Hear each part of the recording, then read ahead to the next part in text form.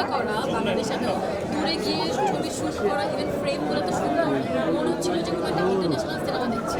তো আসলে এটাই আমাদের দেশের জন্য, আমাদের সিনেমা ইন্ডাস্ট্রির জন্য একটা বড় পাওয়া, যে বাংলাদেশের এত ভালো ভালো একটা উন্নতমানের সিনেমা হচ্ছে। আসলে এই ধারাটা বজায় থাকুক, এটা আমি চাই as an actress, as an audience. কারণ বাংলা সিনেমা যত ভালো হবে, যত এগিয়ে যাবে, আমরা ভালো সিনেমা দেখতে পাবো, ইভেন আমরা আর্টিস্ট হিসেবে ভালো ভালো ছবিতে কাজও করার সুযোগ পাবো। সো অবশ্যই চাই এরকম মানের সিনেমা আরও হোক।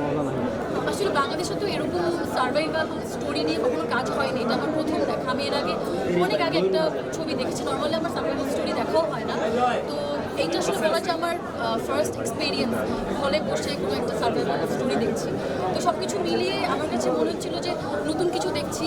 আর্টিস্ট হিসেবে তো ভালো লাগছিলই যে আমাদের দেশে আসলে এত ভালো ভালো সিনেমা হচ্ছে এখন, এটাই তো খুবই ভালো লাগছে। আমি চাই এরকম ছবি আরও হোক, আমি চাই দম আরও এগিয়ে যাক, দর্শকরা সবাই হলে এসে যেন দম দেখে, এটা আমি বলবো, রিকোয়েস্ট করবো। কারণ একদম নতুন একটা এক্সপিরিয়েন্স। আর এবার ঈদে তো আসলে অনেক ধরনের সিনেমা এসেছে, দম একদম আলাদা একটা জনরার জন্য।